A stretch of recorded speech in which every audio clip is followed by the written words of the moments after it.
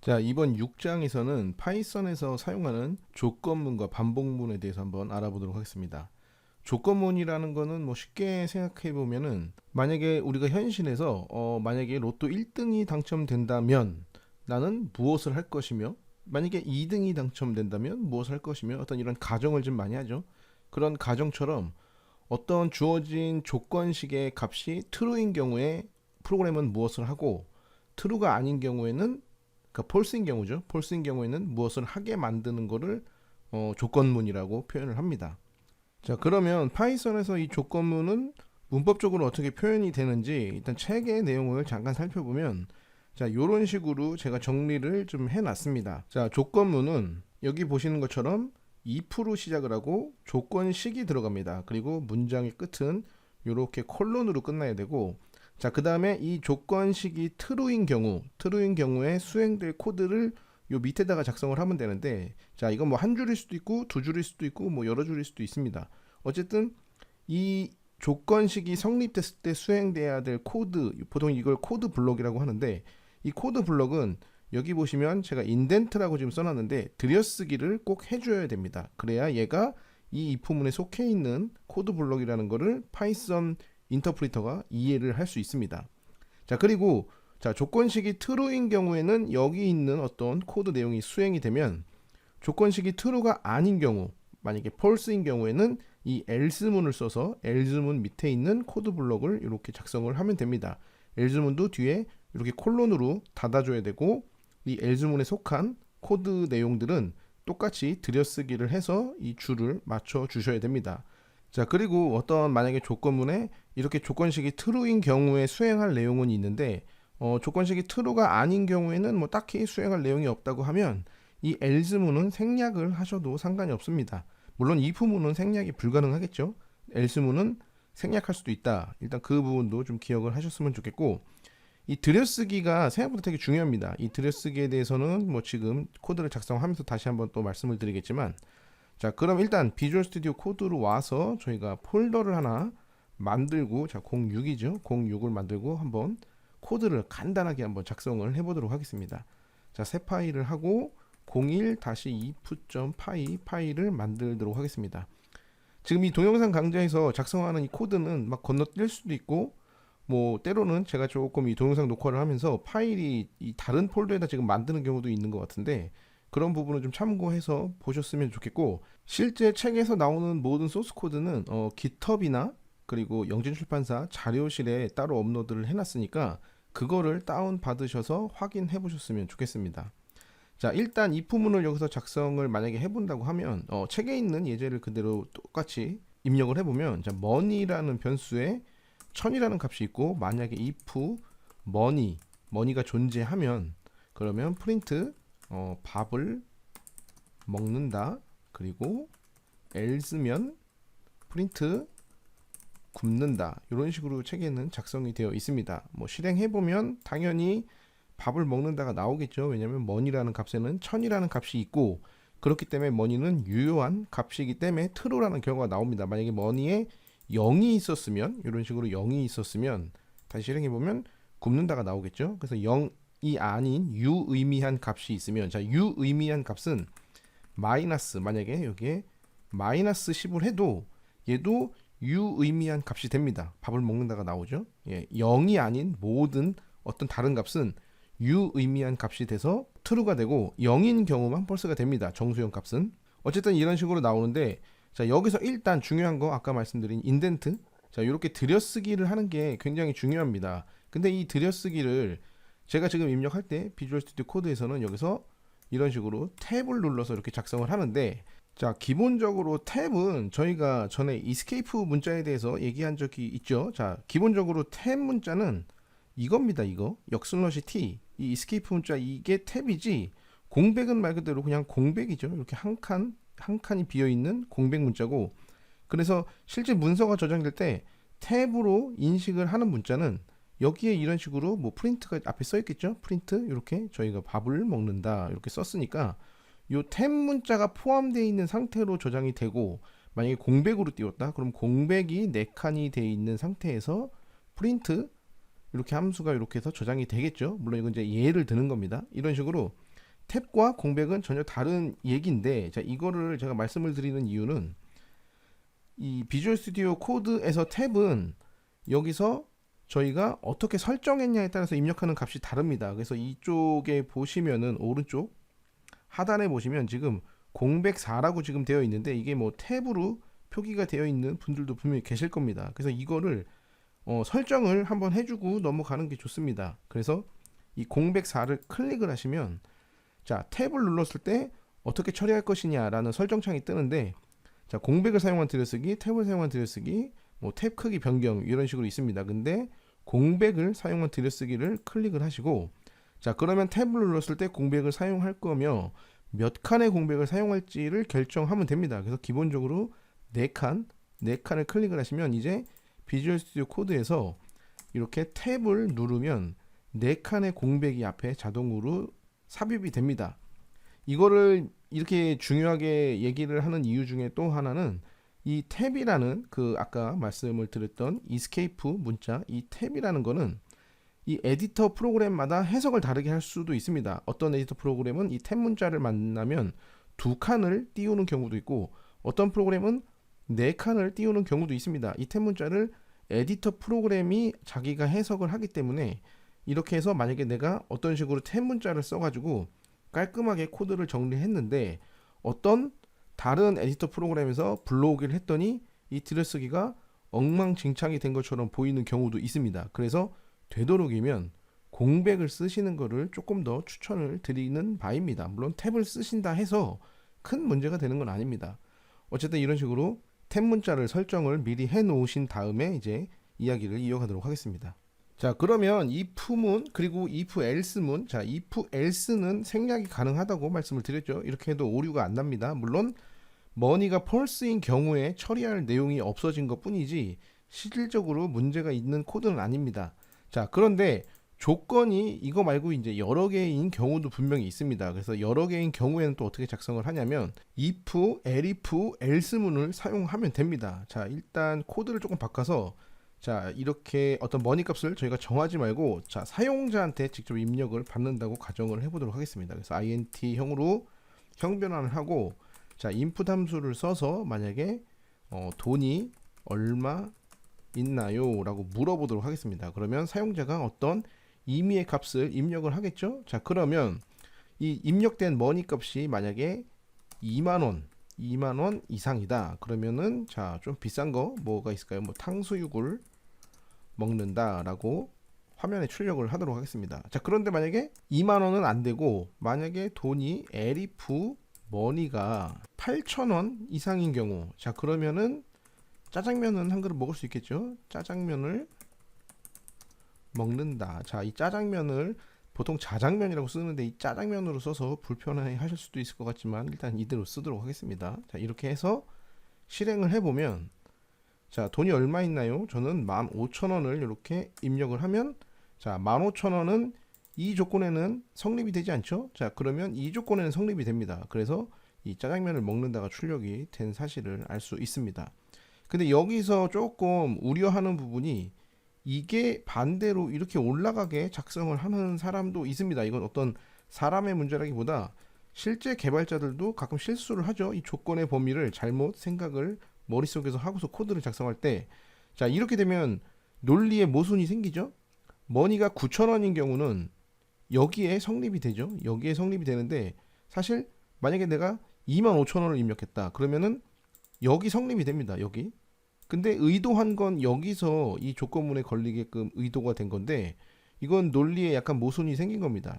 잘못 작성한 코드죠. 그래서 만약에 실행을 해보면, 자, 25,000원이 있다. 그러면은 탕수육을 먹는다라는 게 나오는 걸 의도했는데 짜장면이 나오죠. 예, 논리를 잘못 생각을 해서 이런 식으로 나오는 겁니다. 그래서 큰 수를 위에다 먼저 쓰고 작은 수를 쓰는 게 맞는 코드가 되겠죠. 이거는 그냥 하나의 이럴 수도 있다라는 어떤 실수를 좀 많이 하는 부분이 있어서 그냥 말씀을 드린 거고, 자, 이렇게 하는 게 맞는 코드겠죠. 자, 이런 식으로 if, elif, else문을 쓸 수 있습니다. 자, 그리고 이 조건문은, 이 if문은 if문 안에 또 if문을 사용할 수도 있습니다. 보통 중첩 조건문이라고 해서 어떤 여러 가지 어떤 경우가 그렇고 또 그 경우 안에서 또 어떤 경우를 나눌 때 그럴 때 if문 안에 if문을 쓰고 그 if문 안에 또 if문을 쓸 수도 있습니다.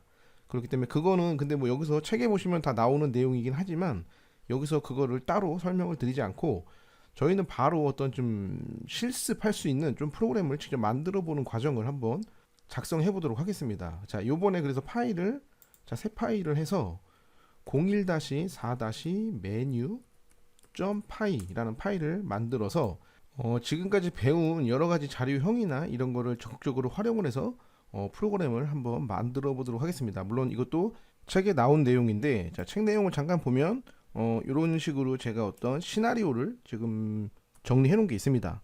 자, 사용자가 먹을 수 있는 메뉴표를 딕셔너리로 음식과 디저트 두 종류의 변수로 선언을 해놓고 사용자에게 가진 돈과 배고픔 정보를 입력받는다. 그리고 배고픔 정보에 따라 배가 고픈 경우 음식 메뉴를 출력하고 배가 고프지 않은 경우 두 경우가 있는 거죠. 배가 고픈 경우와 배가 고프지 않은 경우 이 두 가지의 경우에 따라서 배가 고픈 경우에는 먹을 수 있는 음식에 대한 내용이 출력이 되고 배가 고프지 않은 경우에는 디저트 종류에 대한 메뉴가 출력이 되는 것을 얘기하고 있습니다. 그리고 존재하지 않는 경우 적절한 안내 문구를 출력하고 입력받은 메뉴의 금액이 가진 돈보다 비싸면 안내 문구를 출력하라는 거죠. 그러니까 돈이 없는데 물건을 구매할 수는 없으니까 입력받은 메뉴의 금액이 가진 돈보다 싸면 음식을 먹었다는 문구와 음식값을 지불한 후에 잔금을 출력합니다. 자, 이런 예제를 드는 이유 중에 제 개인적인 생각이지만 가장 큰 이유는 어떤 프로그램이 만들어지는 가장 큰 이유는 결국에는 사용자가 어떤 편의성을 위해서 사용자가 편리하게 사용하기 위해서 어떤 그런 목적성을 갖고 만들어지는 경우가 되게 많습니다. 이런 예제는 사실 저희가 요즘 같은 경우에는 어떤 매장을 가든 대부분 다 키오스크 같은 장치로 주문을 하죠. 근데 그 전에는 다 사람이 했던 일입니다. 사람이 가서 그러면 뭐 드시겠어요? 물어보면 뭐 주세요? 그럼 얼마예요? 뭐 어쩌고 저쩌고 뭐 이런 식의 어떤 흐름들이 있는데 그 흐름을 소프트웨어화 시키면 어떤 식으로 내가 그 프로그램을 짜야 될지를 충분히 생각해 볼 수 있습니다. 그리고 생각보다 그렇게 생각해 볼 만한 어떤 문제들이 되게 많이 있습니다. 뭐 재미로 생각을 해보는 거죠, 사실은. 그래서 이것도 그런 관점에서 어떤 이런 자꾸 시나리오를 생각해보고 내가 짜보고 하는 게 굉장히 생각보다 많은 도움이 됩니다. 자, 어쨌든 그래서 저희는 방금 얘기한 그 조건에 대한 프로그램을 한번 짜보도록 하겠습니다. 첫 번째 조건은 음식과 디저트 두 가지의 변수를 선언하라고 했죠.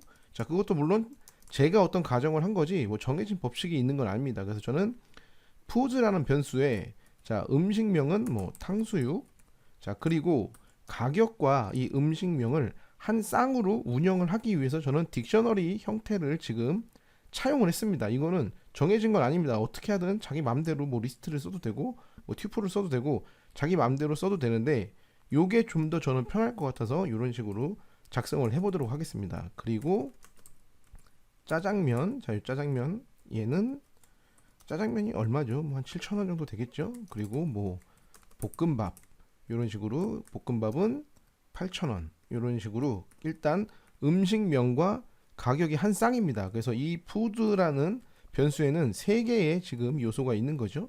자, 그리고 디저트라는 변수에는 아이스크림, 자, 아이스크림은 뭐 한 12,000원 할까요? 자, 그리고 아메리카노는 6,000원 이런 식으로 일단 간단하게 두 개만 적도록 하겠습니다.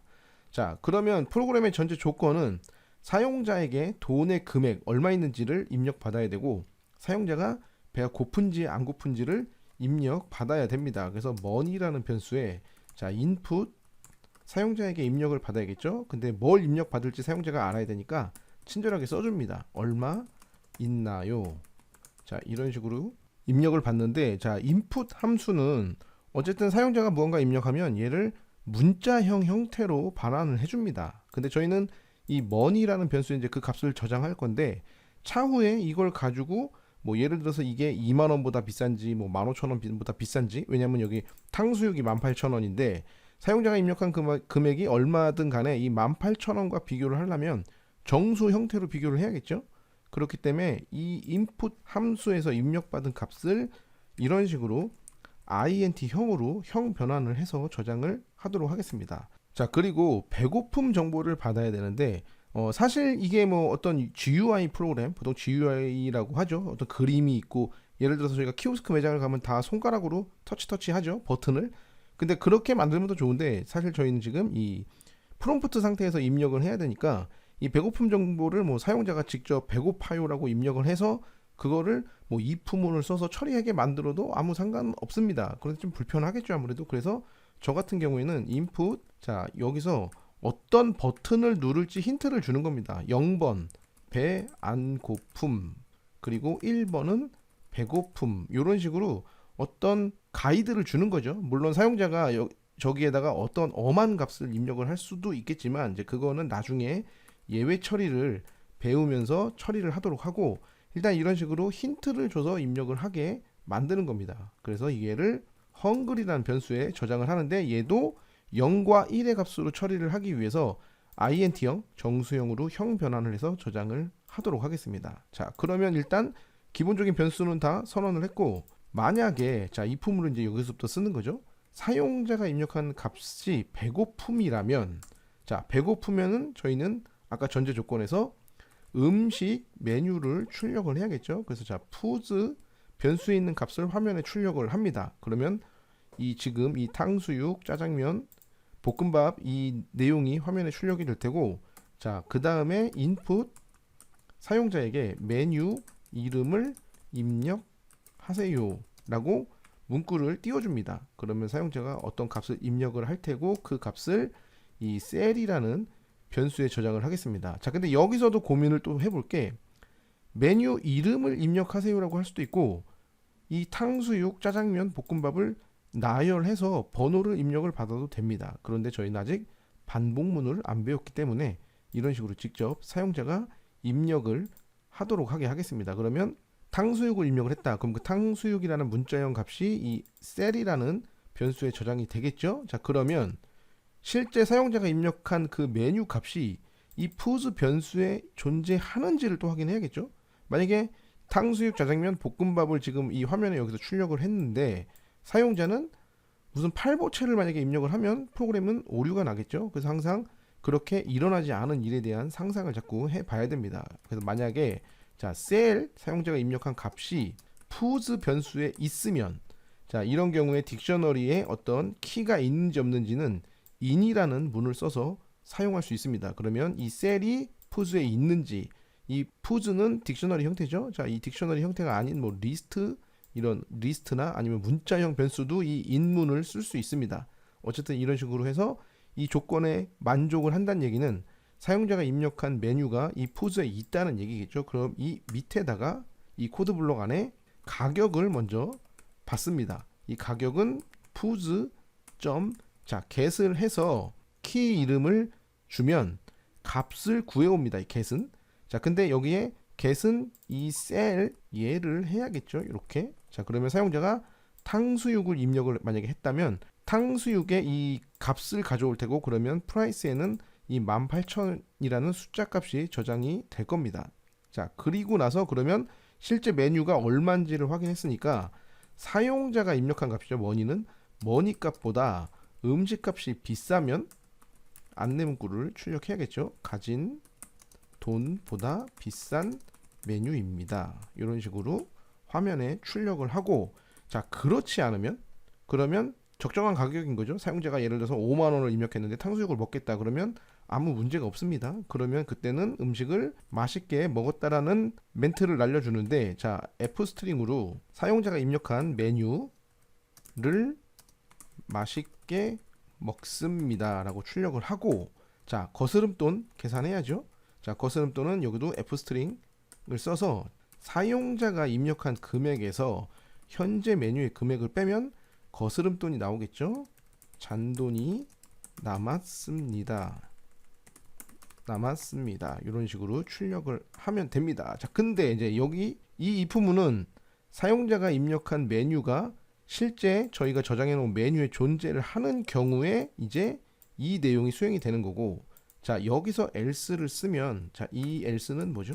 사용자가 입력한 메뉴가 존재하지 않는 거죠. 그러면 여기서 존재하지 않는 메뉴 메뉴입니다. 이렇게 출력을 하도록 하겠습니다. 자, 일단 요까지만 작성을 해서 실행을 해볼까요? 자, 실행해 보면 돈이 얼마 있나요? 자, 저는 5만 원을 입력을 하고, 자, 일단 저희는 무조건 지금 배고픔 if 헝그리만 작성을 했죠. 그래서 배고픔 안 배고픔은 동작을 안 합니다. 그래서 배고픔을 누르면 자, 메뉴가 나왔습니다. 메뉴 이름은 저희는 볶음밥을 입력을 하면 볶음밥을 맛있게 먹었고 42,000원의 잔돈이 남았습니다 라고 출력이 됐습니다.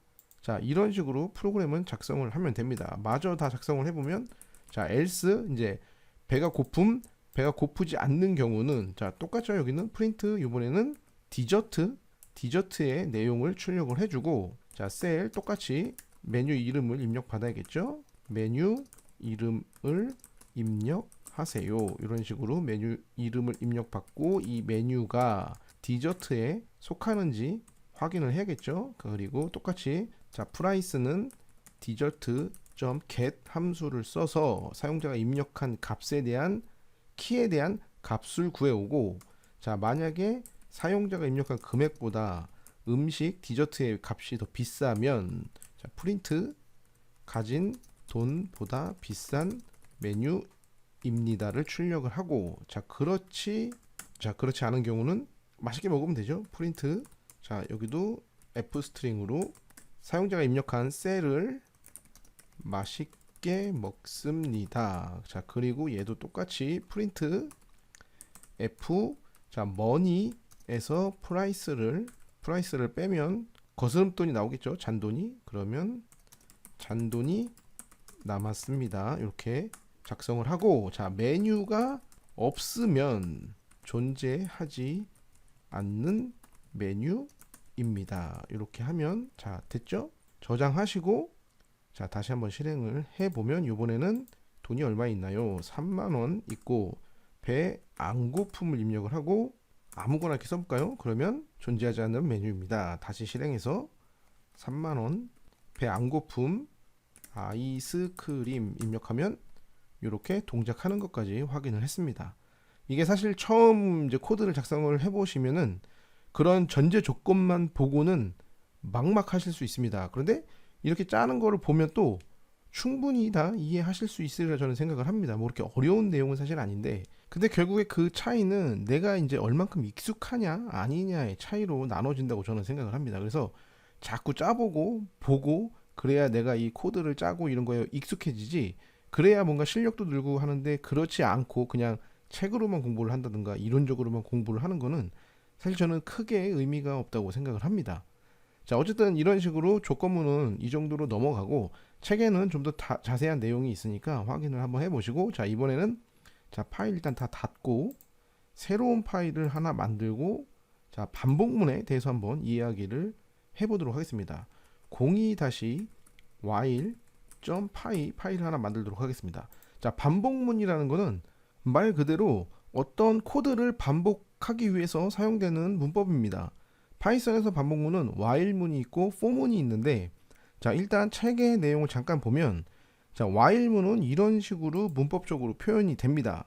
보시면 while로 시작을 하고 while문도 조건식이 들어가고 끝에는 콜론으로 끝납니다. 그리고 자, 인덴트 들여쓰기 해주신 다음에 여기에 동작할 코드를 작성을 하면 됩니다. 간단하죠? 자, 그러면 일단 간단한 예를 갖고 자, 책에 나온 것처럼 1부터 100까지를 더하는 프로그램을 작성한다고 가정을 해보면 자, while문을 쓰고 자, while은 while로 시작을 하고 자, 조건식이 들어가야겠죠? 조건식은 자, num이라는 변수를 자, 0으로 선언을 하겠습니다. 그리고 num이 100보다 작거나 같으면 조건식은 true가 되죠. 그리고 num을 여기서 하나씩 증가를 해줍니다.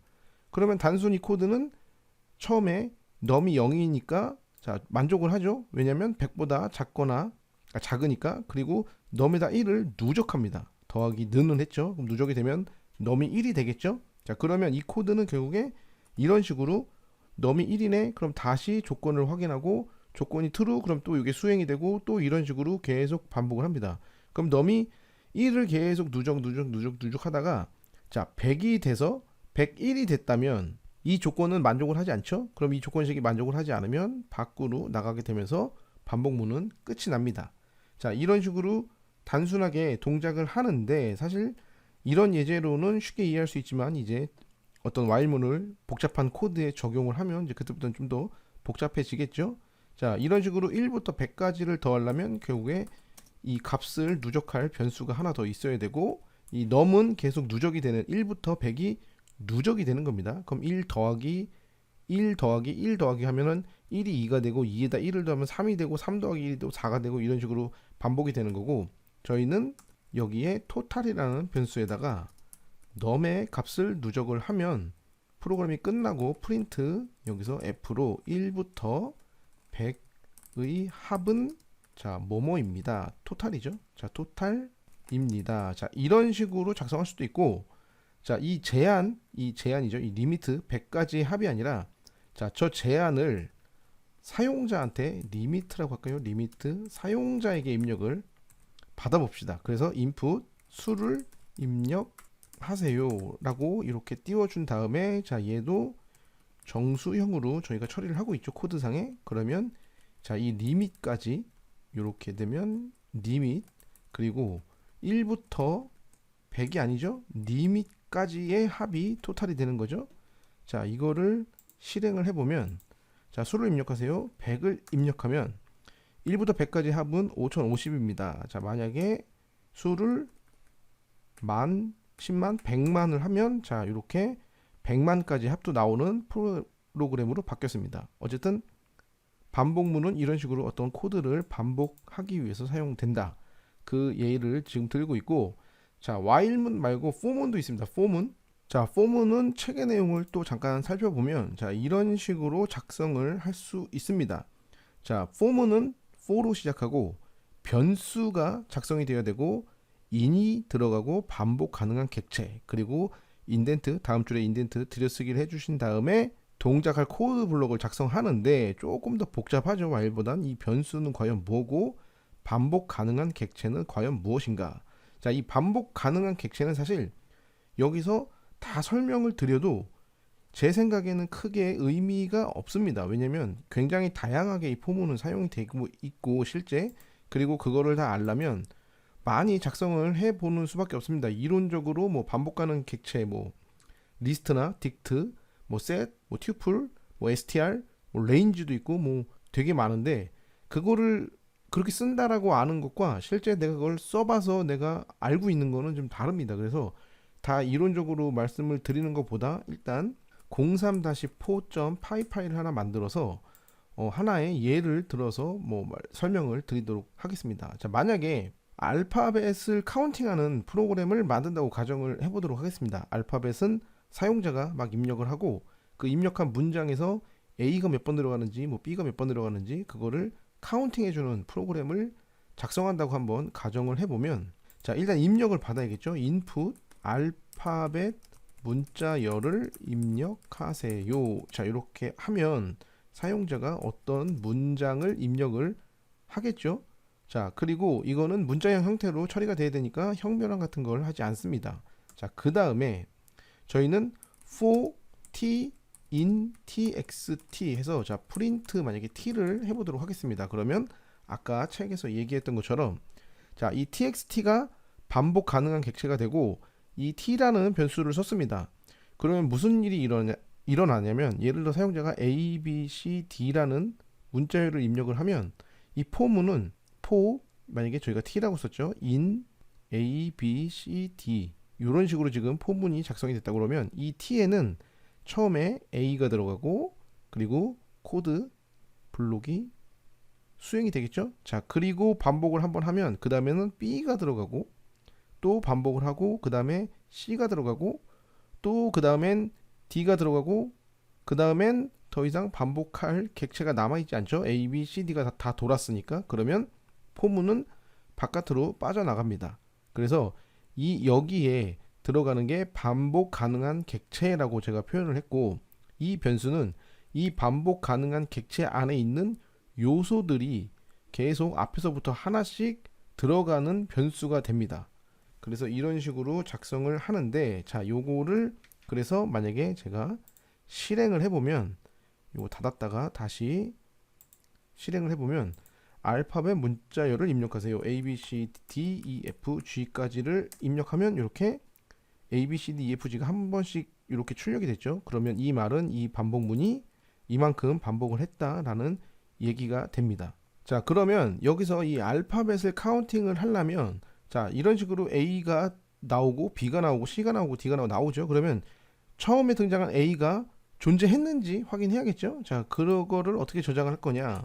일단 result라는 변수에다가 얘를 빈 딕셔너리를 사용하도록 하겠습니다. 이것도 정해진 건 없습니다. 단지 이게 좀 더 편할 것 같아서 저는 지금 사용을 하고 있는 거고. 자, 그러면 최초에 이 t가 저 result에 있는지를 확인하면 되는데, 자, 만약에 if result.get 함수를 써서 자, t를 구해옵니다. 그러면 자, 저희는 지금 result에 아무것도 없죠. 근데 여기서 얘기를 하고 넘어갈 게 이 get 함수, 자, get 함수는 자, dict죠. 이게 dict 형태의 get 함수는 여기에 어떤 요소를 키가 되는 거죠. 키를 요청하면 이 키가 존재하면 값을 반환해 준다는 얘기를 한 적이 있습니다. value라고 할게요. value가 반환이 되는데 자, 만약에 get을 했는데 이 키가 존재하지 않는다면 디폴트 상태로는 none을 반환합니다. none. 그래서 이거를 만약에 쓸 때 문법적으로 저희가 지금 이렇게 get만 썼는데 여기서 만약에 콤마를 찍고 0을 쓰면 none이 아니라 만약에 이 t에 대한 키가 없으면 0을 반환합니다. 근데 이 0을 생략을 하고 이렇게 t만 해주면 none을 반환하게 되어 있습니다. 그래서 만약에 result에서 get을 했는데 이 t에 대한 키가 있는지 get을 했는데 없으면 자, 그거는 is none, 이게 없으면의 의미가 되겠죠. 자, 만약에 없으면 result에다가 자, 딕셔너리의 새로운 값은 이런 식으로 설정을 할 수 있습니다. 그러면 없으니까 최초 한 번 등장한 거죠. 어쨌든 이 t가 지금 한 번 등장했으니까 최초의 값은 1이 됩니다. 한 번 등장했다는 의미로 1이 되고, 만약에 그렇지 않으면, 자, 그렇지 않다는 얘기는 존재를 한다는 얘기죠. 왜냐하면 get을 한 게 none이 아닌 경우니까. 그러면 1이든 뭐든 숫자가 들어있겠죠. 그러면 이 t 값을 result의 t에 어떤 이런 식으로 지금 저희가 최초 1이라는 값을 정수형으로 줬으니까 이 정수형 값을 이렇게 1로 누적을 시켜줍니다. 자, 그리고 나서 맨 마지막에 result에 있는 값을 출력을 하면 자, 그러면 이 프린트문은 결국엔 이 포문 밖에 있죠. 밖에 있기 때문에 이 포문이 다 반복이 된 다음에 수행되는 내용이 됩니다. 그러면 저희가 원하는 대로 동작을 하는지 자, 저장을 하고 자, 실행을 해볼까요? 자, 실행을 해서 A, B, C, C, D, D, E, E, F, F, F, F, F 해서 엔터를 치면 자, 이런 식으로 자, A 한 번, B 한 번, C 두 번, D 두 번, E 두 번, F 다섯 번이라는 결과가 나왔습니다. 아주 간단하죠? 작성된 거를 보면 간단한데 아까 전제 조건 없이 그냥 이런 식으로 만들어 보세요라고 그러면 막막해 하셨을 수도 있습니다. 자, 어쨌든 포문은 또 이렇게 쓰고 이 포문을 하면서 또 조금 중요하게 생각할 두 가지가 하나 있는데 자, 그거는 파일을 새로 만들어서 03-포2.파이라고 하도록 하겠습니다.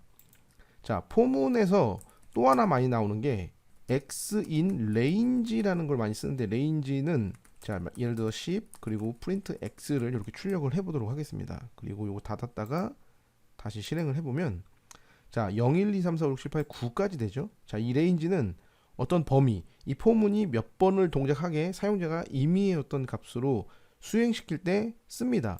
근데 이 레인지는 이렇게 10, 이렇게 하나만 값을 하나만 전달할 수도 있고 자, 여기서 시작값, 그 다음에 종료값, 그리고 증가값을 이렇게 써줄 수도 있습니다. 그러면 이 앞에 얘는 시작 값이 되고 얘는 종료죠. 그리고 얘는 증가가 1부터 2씩 증가하면서 10까지 동작을 해라.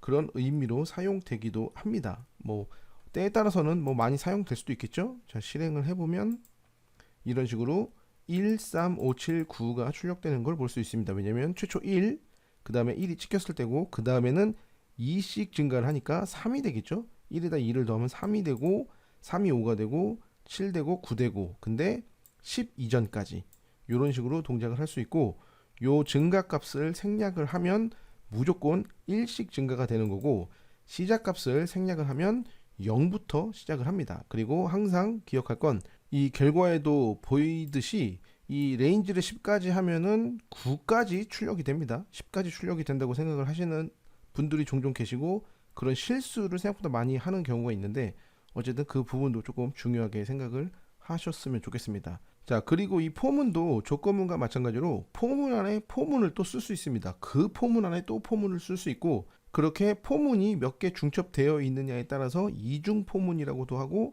삼중 포문이라고도 하고, 그냥 이런 걸 다 통칭해서 다중 포문이라는 용어를 쓸 때도 있습니다. 자, 이 이중 포문 이상의 어떤 포문은 내가 어떤 프로그램을 만들 때 그 목적 대상, 그러니까 내가 무언가에 대한 프로그램을 만들 때 그 무언가가 어떤 패턴의 로직을 갖고 있는지를 내 스스로가 캐치하지 못하면 작성할 수가 없겠죠. 그래서 어떤 예를 들면 구구단이 그런 다중 포문의 이중 포문이죠. 이중 포문의 내용과 조금 비슷해서 뭐 책에도 있는 내용이지만 구구단을 가지고 이중 포문을 어떻게 만드는지 한번 이야기를 해보도록 하겠습니다. 자, 구구단은 뭐 다들 아시겠죠? 2 곱하기 1은 2고 2 곱하기 2는 4, 그런 식으로 쭉 나가죠. 그럼 이게 단수가 되는 거고 이게 수가 되죠. 자, 근데 얘가 3단이 돼도 똑같죠. 3 1은 3, 3 2는 6, 이런 식으로 반복이 되고 4단이 가도 똑같습니다. 결국엔 이 단수가 하나씩 증가를 하고 수도 하나씩 이렇게 아래로 증가를 합니다. 얘는 옆으로 증가를 하고, 자, 그러면 이 증가된 값과 단수와 수는 규칙성이 있습니다. 그래서 이런 거를 포문으로 작성을 한번 해 보도록 하겠습니다. 자, 일단 new 파일을 하신 다음에 03-2-99.py 파일을 하나 만들고 일단 창은 좀 닫도록 하겠습니다. 자, 구구단을 포문으로 작성할 때, 자, 포로 시작을 해야겠죠. 그리고 x 변수 이름은 아무렇게나 작성을 해도 됩니다. 그리고 in range, 자, range에서 range는 2단부터 9단까지니까 10까지 반복을 하고, 자, 그 다음 안에 포문에서는 자, y라고 하겠습니다. y in, 얘도 range인데, 자, 이 1은 2부터 이 1부터 시작했죠. 그러면 얘는 1, 그 다음에 얘도 9까지 반복을 해야 되니까 10을 써주고, 자, 마지막 여기서 프린트, 자, f스트링으로 자, x 곱하기 y는 실제 계산이 되면 되겠죠. x 곱하기 y의 결과가 나오면 됩니다. 아주 간단하죠. 자, 요거를 실행을 해보면, 자, 이런 식으로 2단부터 2일은 2, 2는 4 해서 쭉 해서 9단까지 99, 80일까지 출력이 됐습니다. 자, 그런데 이렇게 한 줄로 다 출력이 됐죠. 만약에 이거를 아까 저희가 여기 필기를 잠깐 했던 것처럼 2, 1은 2, 3, 1은 3, 4, 1은 4, 여기는 2, 2는 4, 이런 식으로 이렇게 출력을 만약에 하고 싶다면 어떻게 바꿔야 될까요?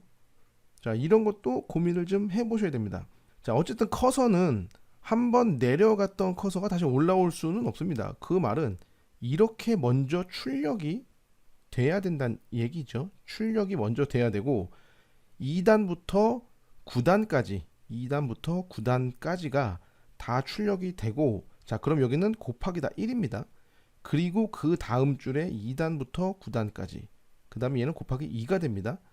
자, 이 규칙성을 머릿속에서 상상해서 만들어낼 수 있어야 됩니다. 이게 처음에는 굉장히 어렵죠. 왜냐면 살면서 이렇게 생각을 해본 적이 없습니다. 보통 사람들은. 물론 개 중에 그런 분들도 계시겠지만 그런 분들은 빨리 이런 프로그래밍을 시작하시기를 저는 개인적으로 적극적으로 권장을 합니다.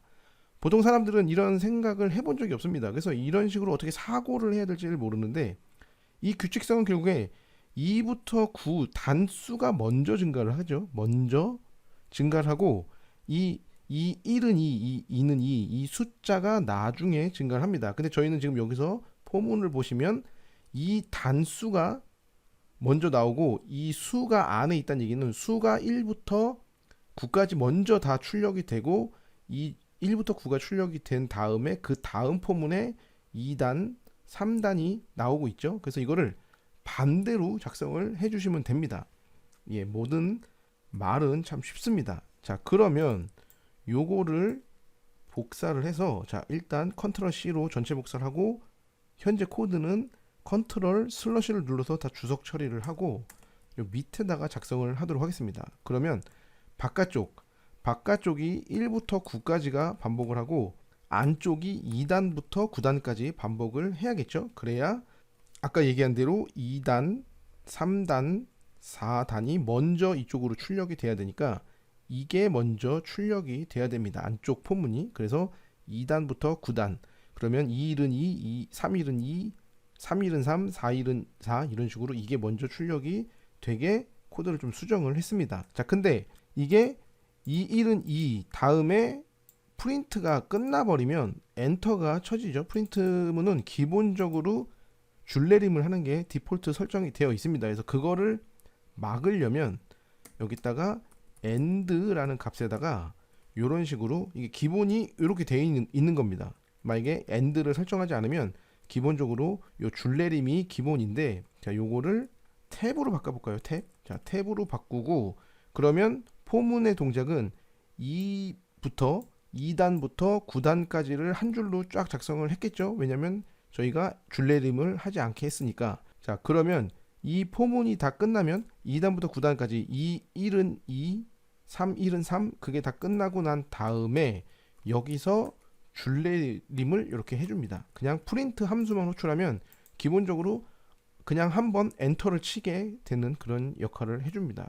이 상태에서 자 실행을 해보면 자 줄이 좀 엉망이 됐죠. 저희가 지금 공백을 너무 많이 띄어서 얘가 자리가 지금 없어서 저렇게 출력이 된 것 같습니다. 공백을 다 지우고 자 다시 실행을 해보면 자 이런 식으로 나오는데 잘못됐죠. 왜냐하면 XY가 아니라 저희가 이걸 반대로 썼으니까 YX가 돼야 됩니다. 다시 실행을 해보면 자 이제는 이런 식으로 2단이 밑으로 나오고 3단이 밑으로 나오고 4단이 이런 식으로 쭉 나오는 아까 저희가 얘기했던 그대로 출력이 되는 것까지 확인을 했습니다. 사실 아까 밑으로 그냥 한 줄로 출력했던 이 최초의 코드는 대부분 작성을 해보실 수는 있을 거라고 생각을 합니다. 근데 이렇게 작성된 결과를 가지고 이런 식으로 출력을 해보세요라고 숙제를 드리면 보통 코딩을 처음 하시는 분들은 굉장히 어려워하십니다.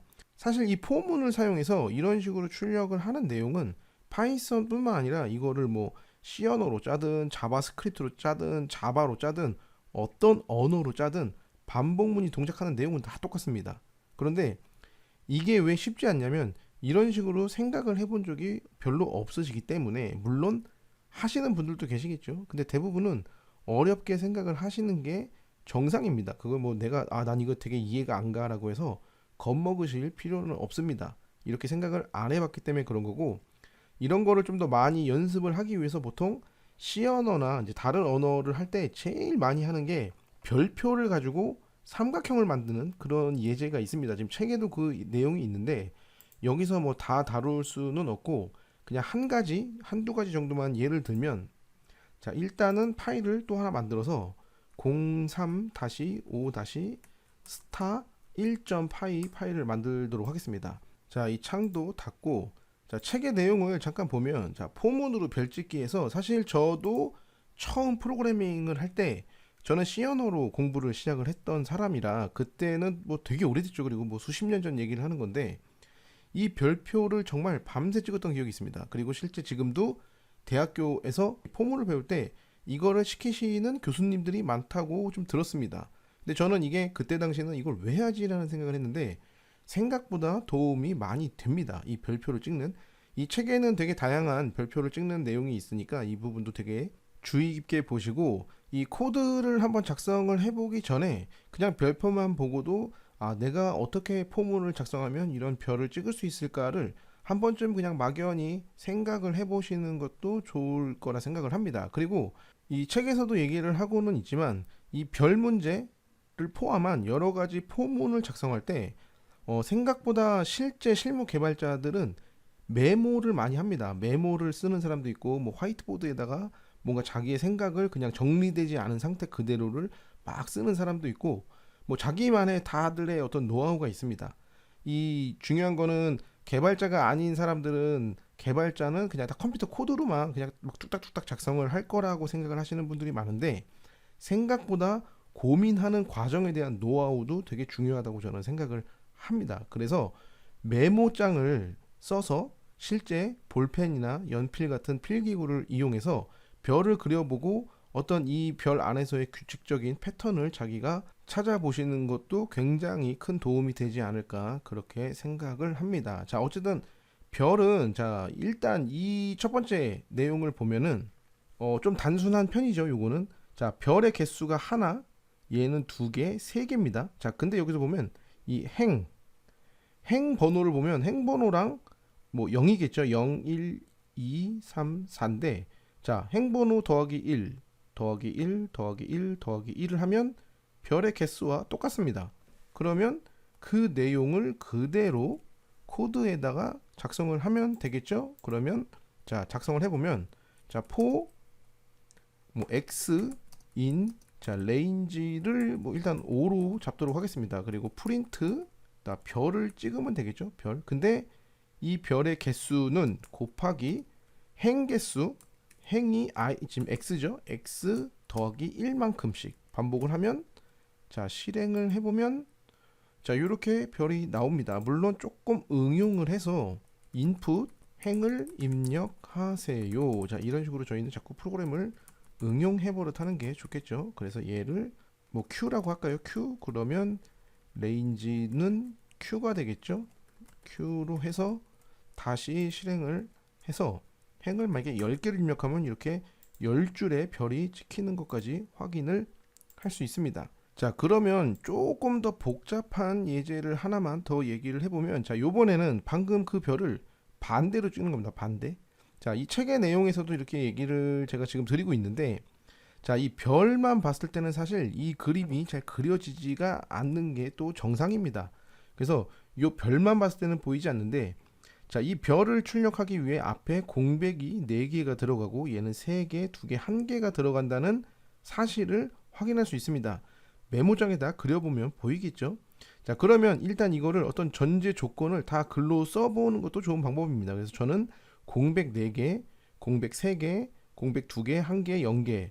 자, 이 경우에 별은 1개, 별은 2개, 이런 식으로 카운트 증가가 하죠. 자, 이거를 가만히 놓고 보면은 결국에 이 합은 다 5가 됩니다. 다 5죠. 다 5.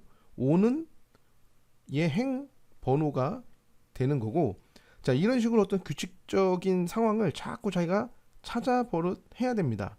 그럼 결국에 공백의 개수는 전체 행 개수에서 별의 개수를 빼면 4가 나오죠. 얘도 5에서 2를 빼면 3이 되고 5에서 3을 빼면 2가 되고, 그래서 이 코드에 보시는 것처럼 행 번호에서 현재 별의 개수, 아까 별은 처음에 아까 찍었었죠. 그 단순히 이렇게 생겼던 별은 이렇게만 해서 출력이 됐으니까 이 별의 개수를 빼주면 공백의 개수가 나오고, 별의 개수는 아까 처음에 했던 것처럼 이렇게 작성을 하면 된다라는 결과를 얻을 수 있습니다. 물론 이렇게 설명을 듣거나 정답을 알고 나면 사실 별게 아닌데, 이 정답이 없고 설명이 없는 상황에서 이 결과를 내가 만들어내는 게 처음부터 쉽지만은 않습니다. 그리고 사실 이 포문이 별표 찍으라고 만들어진 문법은 아니겠죠.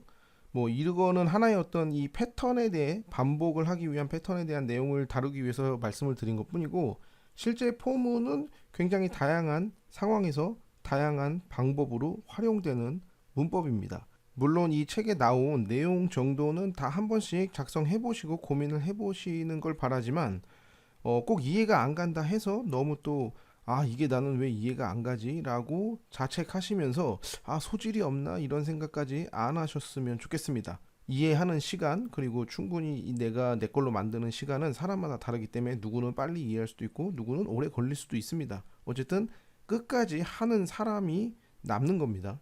자, 어쨌든 이번 강좌는 여기서 마무리를 짓고 다음 강좌에서 7장 함수에 대해서 한번 다뤄보도록 하겠습니다.